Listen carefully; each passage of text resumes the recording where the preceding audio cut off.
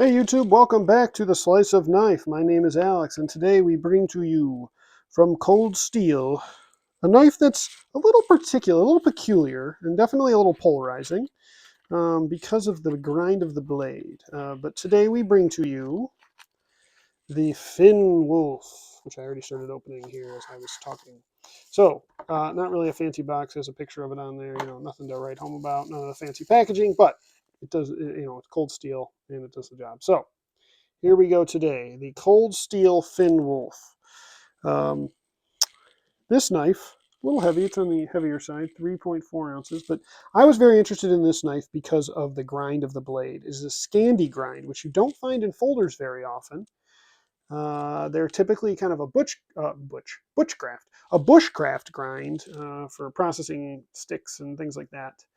Um, I like to do outdoor stuff, so I was like, I really want to grab a Scandi grind folder. This is the first Scandi grind folder I believe I had. I do have some more active knives or Moras. Those are Scandi grind, but I have never had one as in a folder. So, and I do like those knives. They do very well for anything really. Use them for, and they're so cheap that they're almost disposable. Like if you lose it, you lose it. It's $15. You can get a Mora for $15.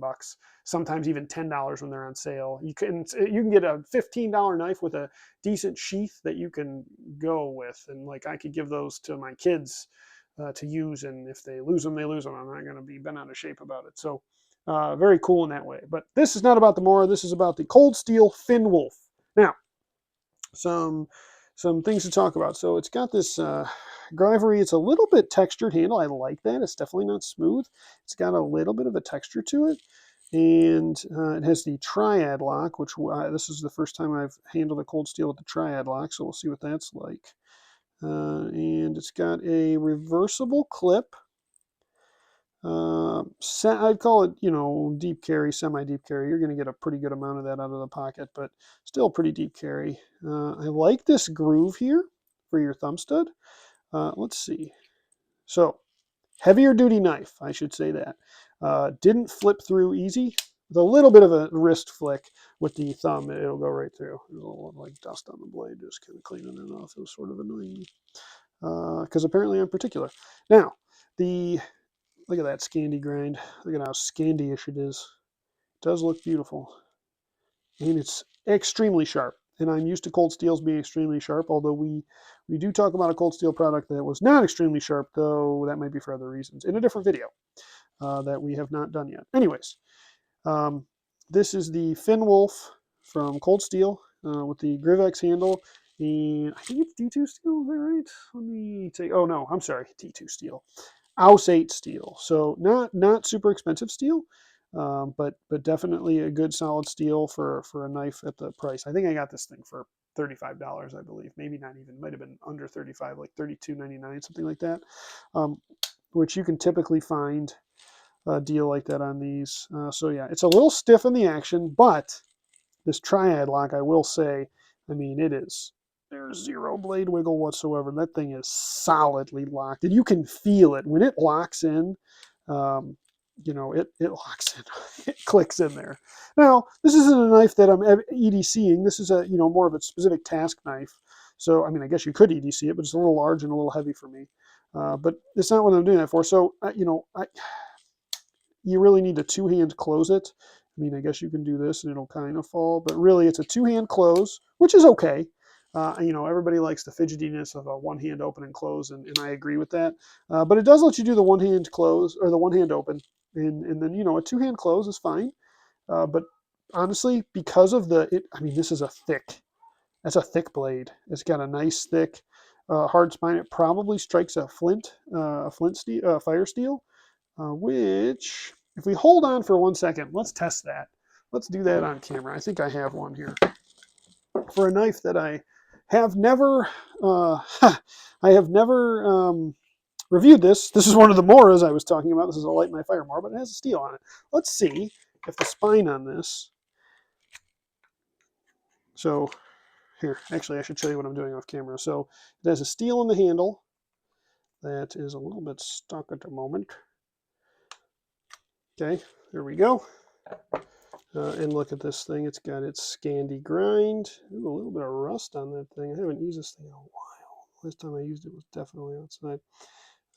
Need to clean that up. But I've had that knife for years. So, oh yeah.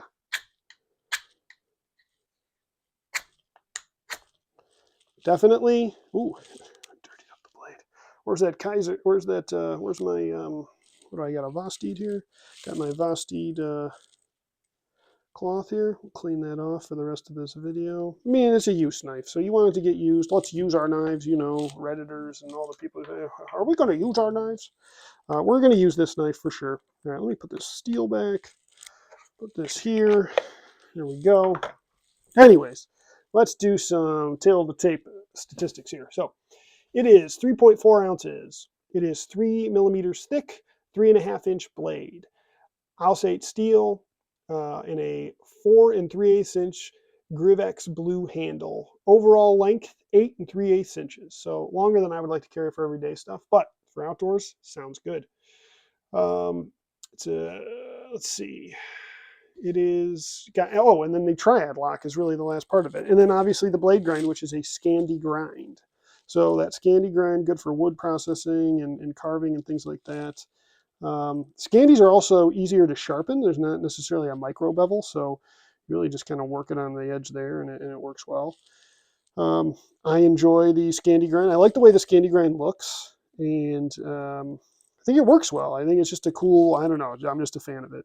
I kind of wish there was some jimping up here. There is no jimping.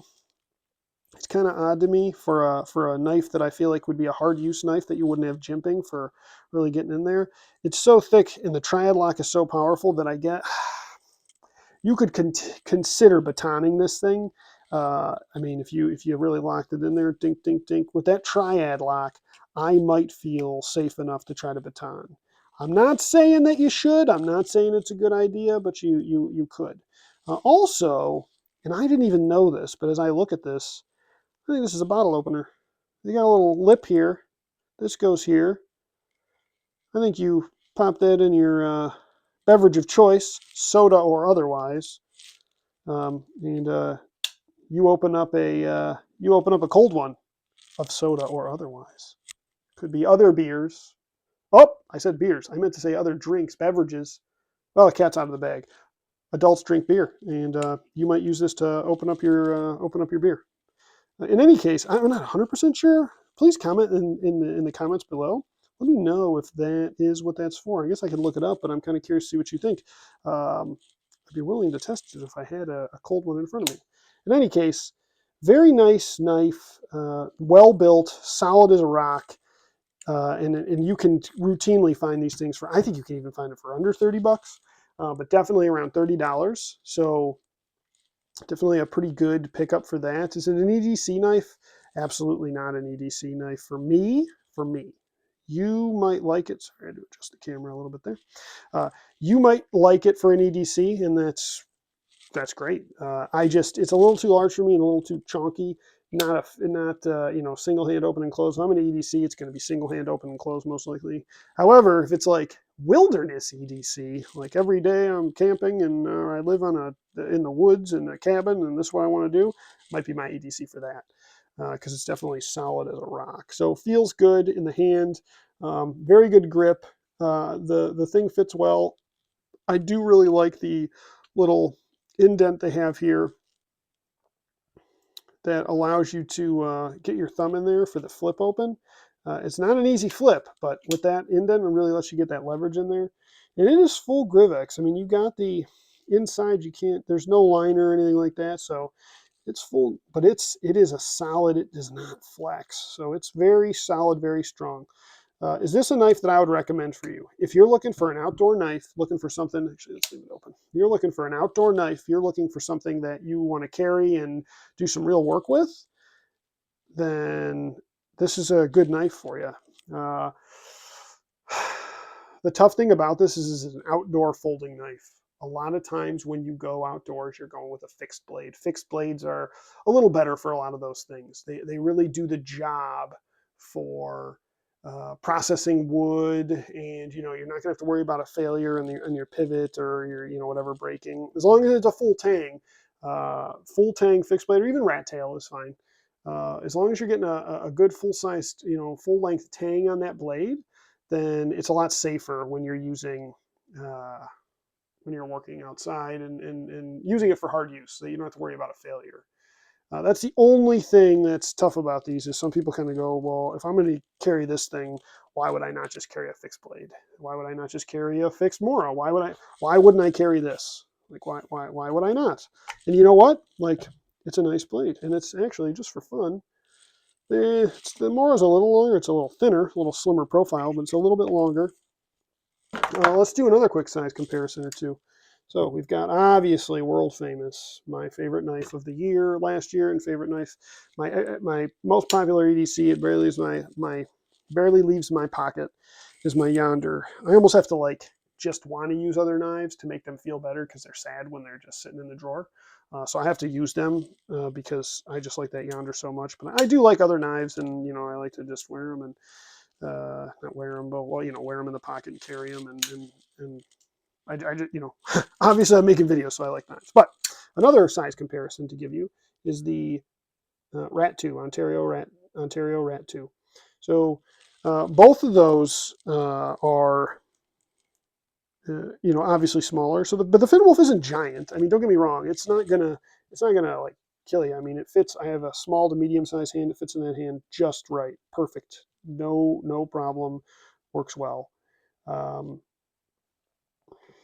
I do like that it hits that fire steel, which, if it's going to be an outdoor knife, that makes sense. Again, it's a very nice knife. Would I recommend it for EDC? Not for me personally. Would I recommend the knife in general? Yes. I think when you're talking about the value that this knife gives you for how much money it is, it's you really can't go wrong with it. It's a cold steel. Cold steel makes solid products. They're obviously in their budget category, but I mean, you gift a camper a Finn Wolf, I don't think they're going to be unhappy with it. Let's put it that way. So, I've been trying to do star ratings on this channel. I don't know if I'm going to continue doing that. I'm working on some things, but if I had to give this a ranking, so general, like for value and what it is, I mean, this knife is like a 3.5 out of 5 stars. Obviously you could, for what it is, it's very good. You could obviously uh, luxury it up with some micarta scales or other things like that, but then you're not going to get it at the price of $30. Granted, on the Cold Steel website it's like 60 or 65, which is nuts to me for this thing. It's House 8 steel, come on. But that is what they have as their MSRP, and you can certainly get it for cheaper. In any case, let me know what you think if you've had the Finn Wolf. Let me know what you think about Scandi grind blades. Let me know what you think about using a folder outside for outdoor activities. I'd be interested to hear all those things. I like to respond to the comments. It's a lot of fun for me. So please give me those comments below. If you like what you saw today, please like and subscribe. And thanks for watching. God bless you all, and we'll see you next time on The Slice of Knife.